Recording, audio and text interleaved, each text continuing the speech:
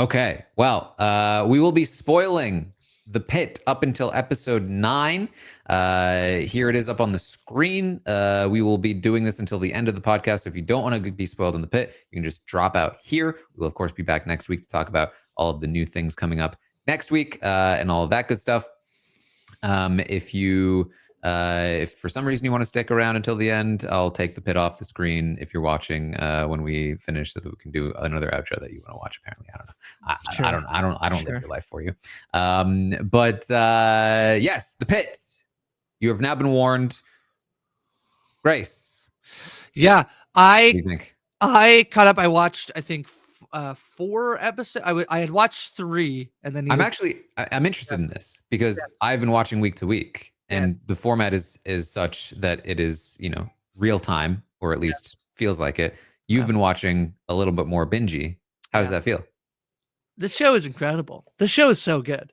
I think that I was trying to sort of like pinpoint it as I was watching it, of like, why does it work so well? And I really do think it's just like they are balancing everything in a way that is really, really effective.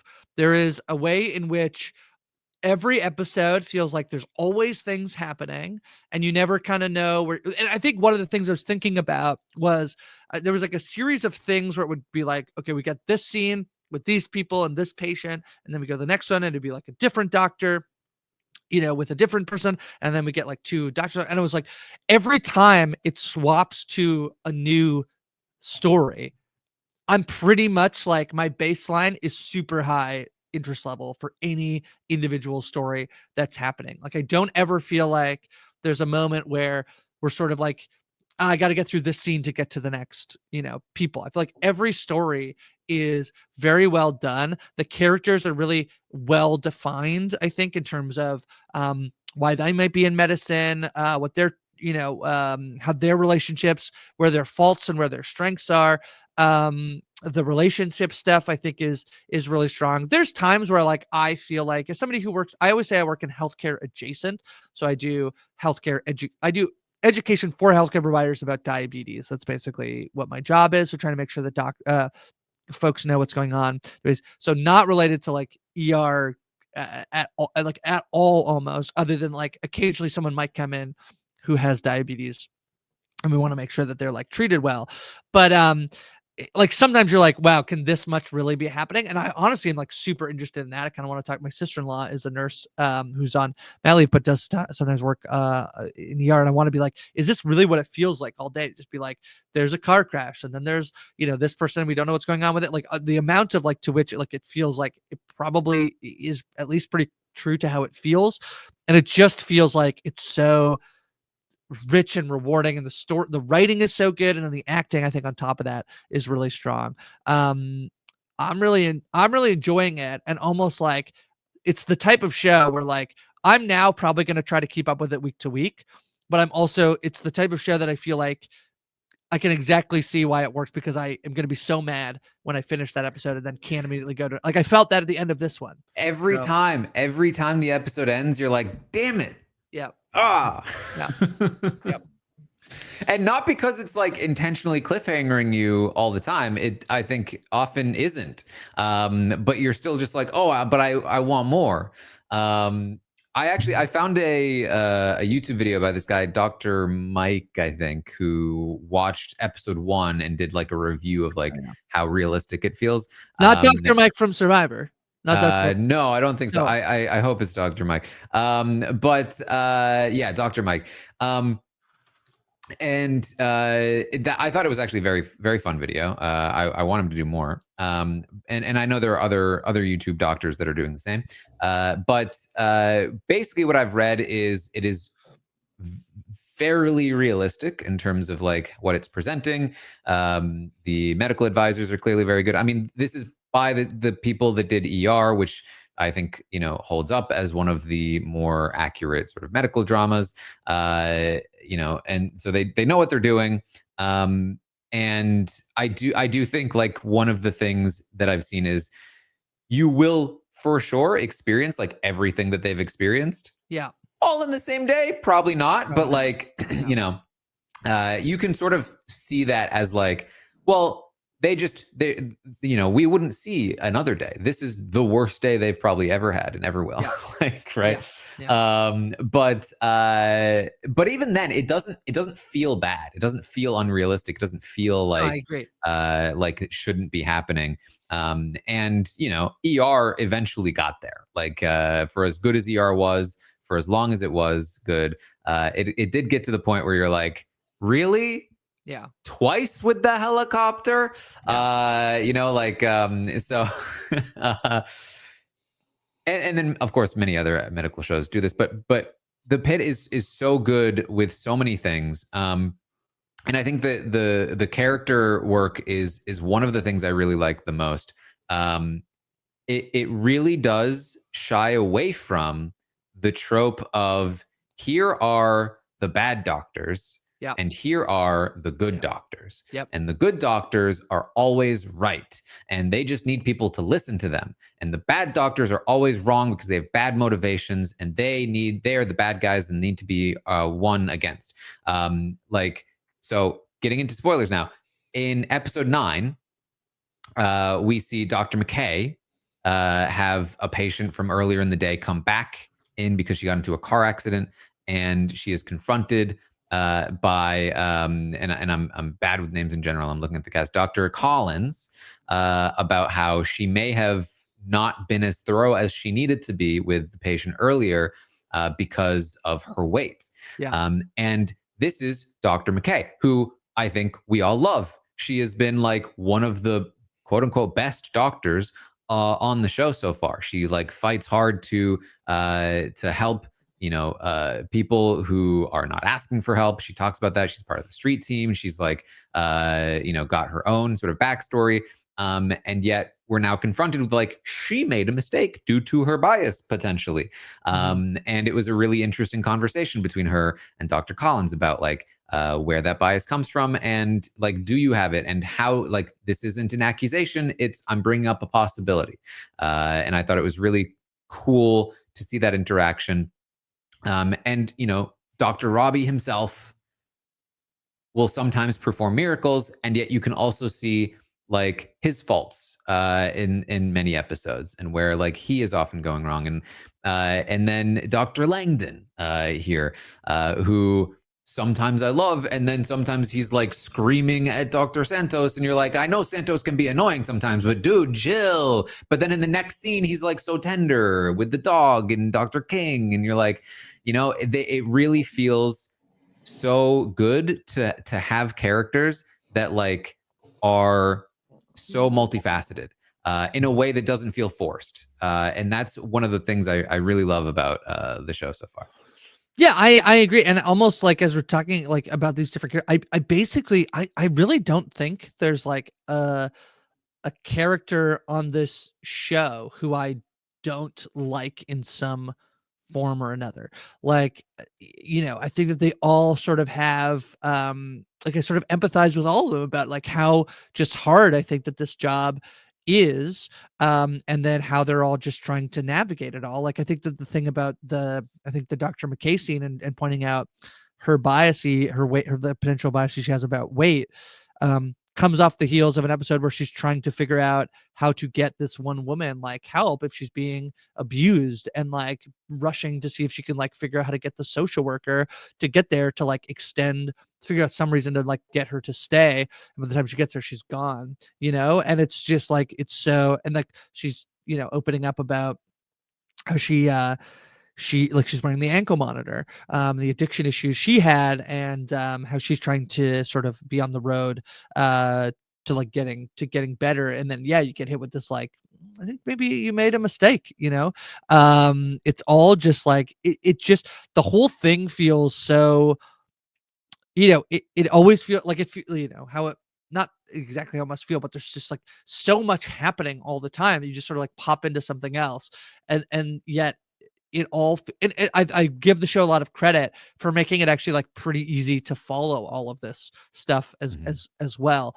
Just in terms of how rich the story is. Like I think Dennis's Dr. Whitaker's story over the course, which hilarious that he like the running gag of like how many pairs of scrubs he'll need to go through.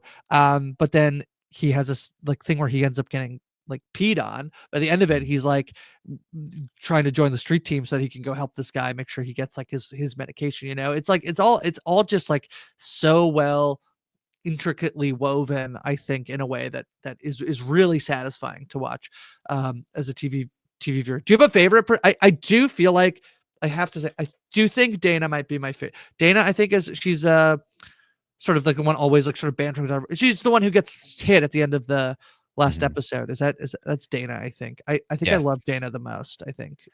Yeah, I mean, that came so out of nowhere. It was like, Yeah. I was like, what the fuck? And that honestly, that did feel very classic ER to me. Like the bad ER. Yeah, I don't love the story, but I love her. I love her as but here's the thing, like genuinely, again, like I was looking at like comments and people talking about the episode, and tons of medical workers were like, yep, that happens. Like we get assaulted all the time. In fact, I was seeing somebody ask about like, oh, is it realistic that Dr. Robbie is wearing like a hoodie all the time? And they're like, yes, because it's often cold, because we keep it a little bit cold, because whatever. But we don't wear stethoscopes around our necks anymore. That's not a thing, because we get strangled with them all the time. Right. And I was like, right. ooh, geez. So I think like that's the thing where like I'm sometimes watching it and I'm like, does this feel on the nose? Like when this lady yelling about masks, I know this happens, but does this feel a little on the nose? And then again, like a bunch of medical workers being like, yep, nope, that's exactly it. You've hit it on the head. And I'm like, you know what? I can't fault them. Like, yeah.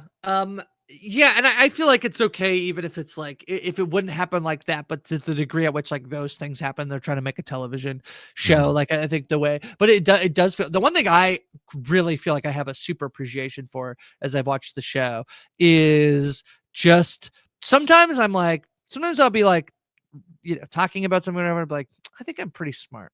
And then I'll watch the Pit and be like, oh no, those people are smart. To know exactly what type of medications and how much and what you need to do and all the things, like for any given person who comes into the ER, I'm like, that is a smart person right there. I could just like talk about the themes of television, But so it's really good. And again, I just think like sort of the interactions between everybody, and I think sort of it does feel like it has this sort of like, not in a way that feels like wrong, but this like sort of it is the 2025 version of what it's like to work in a hospital, where they are talking about the mask, the masking, or the mask issue, or the weight bias, or all of these other things that sort of are like prevalent now that maybe weren't talked about. I just really love the show. It's so entertaining, I think, as a television show. And I'm so happy that we're getting 15 episodes. Yep.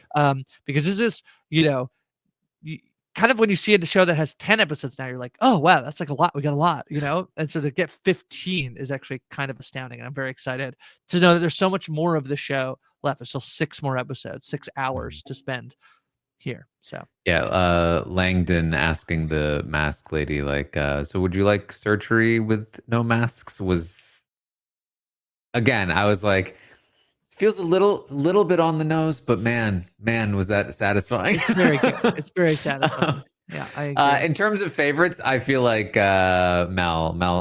King has got to be the favorite. I mean, I do love Whitaker as well, though. With his scrubs and the rat catching, which was fantastic. Killed that rat. Yeah. But yeah, Taylor Dearden is so good in this role. Her character is fantastic. Probably, when I talk about like there's no like quote unquote good doctors, Dr. King is probably the closest to that, where it's like she hasn't really made any significant mistakes yet. And I feel like anytime she's doing something, I feel like I trust that she's probably not going to make a mistake. But that's like, even that she's still like in training and, go ahead. Well, she's a little blunt sometimes. She's a little like socially awkward. Yes. Yeah. So she does have a thing. Like, I think that's been one of the things I like. It's not her. It is when Dr. McKay is bonds with the woman over how tough it is to be a parent. And then I Mm. think it is Dr. Yavati who comes in and is like, hey, the social worker's coming. And the lady gets really upset and actually gets mad at Dr. McKay. Like, there are these ways in which like that sort of stuff too. You know, the thing that got me the most, I think, in the show is actually the scene where Collins realizes that the doctor who had given the okay for the abortion medication to be given has lied about how old the baby is. And Robbie says, come on, just like, you know, that's fine. You got to let this girl have a life. Just say it's, and she's like, no, like you have protection that I don't have. Like, I don't have protection. And so Robbie says, okay, I'll do it. And she goes, no, that's not what I'm saying either. Like, you know, whatever. He's like, no, that's fine. I'm going to go do it. He goes and does it, says it. Obviously, then everything happens with that. But that scene, and then so him doing it, and then the sort of immediacy of like her realizing what he has just done. I just think like the show is so, it's entertaining. It also makes me feel a lot. I do feel like there's this thing sometimes when I'm watching television, I'm mostly looking for the things I want to like. I'm mostly trying to watch. I wouldn't watch as much television if I didn't feel like I'm always looking for something that I'm liking and that I want to like. And even if I don't like something, I'm constantly looking for like, what's the thing I like? I do feel like every once in a while a show pops on your radar, and I do think there's a lot of them on TV. I do think Severance is in that bucket for me right now, where you watch it and you feel like you're like, oh, I'm like feeling this is amazing TV. Like, I'll watch something before and I'll be like, yeah, that's good. Like, I think this was pretty good. This, I'm like, no, this is like a no doubter, that this is like all the things are working like in conjunction to make this sort of one of the best shows on TV right now. Yeah, and Noah Wyle is so He's really good in this role. I mean, he obviously has like decades of experience playing basically this character.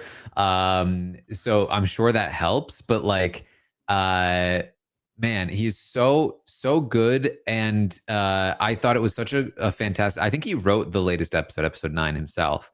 And I thought it was such a cool moment when he's, you know, we're all kind of recovering from the girl that died in the previous episode. He gathers everyone in the like trauma room and he's giving a speech, and he's so good as he's giving the speech.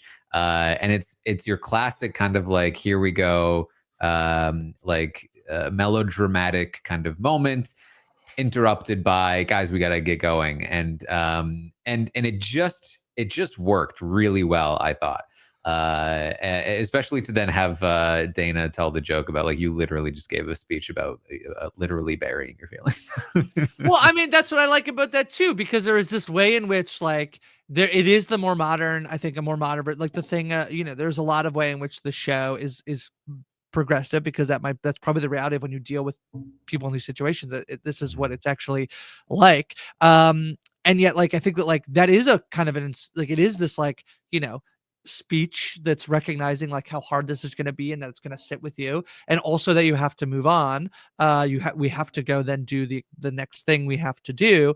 And yet, so like in some ways like that is helpful, but also Dan is kind of like calling him out for like how like sort of like like that maybe, you know, it maybe isn't, I don't know, that's how I read that, of Dana being like, you are talking about like, you know, you have to bury your feet, like maybe that's what you have to do, but also like what a terrible thing that you have to do that, and that's what you're then telling all these other people to do, which is probably what they have to do, but it sucks that they have to do that, you know. I thought that was like, I don't know, I just, so even in that moment, I think like probably our like best example of a character, I think, to your point earlier, that like he also does have these like, you know, these flaws about him that make it, you know, this is a tough job, so it's really good. Yeah, and he's so mean to Mohan.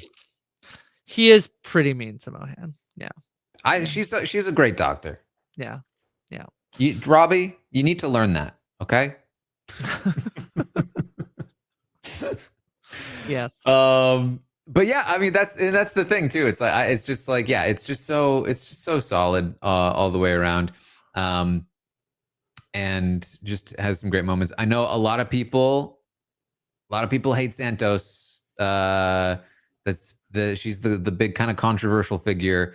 I thought it was very clever of them in this episode to have her be right and finally be yelled at.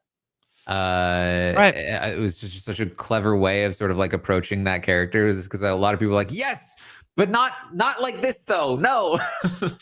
Yeah, she does the thing where she's like, he doesn't have to yell at us both. Like it can be me. She was right that she needed a sodium, right? And then Mhm. Langdon gets mad because he didn't get called in sooner. So, you know, I think it's really, that's a really interesting thing about the show that I haven't really. I'm not a big medical doctor-y show, so maybe it's interesting because maybe some of this stuff for me is like now I'm like, oh man, should I go watch all of ER, you know, or like whatever. Like the one I did was Scrubs, and I feel like there was a lot of love for like Scrubs in terms of it also being like at least feeling true to it, even if not being exactly. But that was a comedy. There's a big difference, I think, so they're heightening the comedy as opposed to this show. Some of these shows may be heightening the drama. What I think is really interesting is to think about like how much school, how much work, how much knowledge all of these people, especially these like the students, the trainees have, and yet how much needs to be in place obviously to make sure that like you don't make a mistake that's wrong, that even someone like Dr. McKay, who is, you know, has makes a mistake, and so then the like sort of the power dynamics and the ways in which like you kind of always have to be on and checking yourself. But these are probably like, you know, Dr. Santos is probably like way smarter than me. Yeah, in this situation needs to like sort of be in a situation where she has to, you know, check with Dr. Langdon because that's like the way it should work. I think that stuff is all it's all really fun. I'm excited to see what else happens. Yeah. All right. Well, that is the pit. I'm sure we will check back in at some point, whether it's before the season ends or once the season ends. But it's just been phenomenal. And you know, it's got some stiff competition in terms of, you know, Andor's coming up, Yep. Last of Us. Like there's some Yep. big shows. Severance is on right now. But I do genuinely think for me, it is a top contender for my favorite show of the year. And it's, I mean, man, if all of these shows hit that are coming up, then this is going to be a really good year for TV. It feels like that. I mean, I do think we sort of had this, you know, if you look at last year, we started the Tastemakers about a month from now, a year, I think in We're April, about right? halfway through the year, right? April though, I think, weren't we? Or were we later than that? Am I wrong? Maybe we're later than that. I was Well, I thinking remember that because our first podcast, I mean, we started recording test episodes okay. before, So but our first episode was the half of the year, sort of okay, our favorite shows of this half of the year, basically. well, that was to a little bit to where I was going, which is I do think probably already you could say I think last year we looked at some shows and I was like, these there have been some great shows that have come out. I think the quality of shows that have come out so far are probably already stronger than the crop of shows we had last year by the time we did our Yeah. first like here are the top 10 shows of the year, top 5 shows or whatever we did. Like I think Ripley is like up there for one of my favorite shows, you know. That was our number 1. We had Baby Reindeer and Fallout, some other stuff, but I think overall like I don't know if I think maybe Ripley makes my top 5. I don't know if maybe anything else makes my top 5 if I combine 2024 and 2020, like sort of those that first half. So all that to say, it's a convoluted way to say I think it has been a very good year already, and there is potential that it is like an extremely good television year. So that's exciting.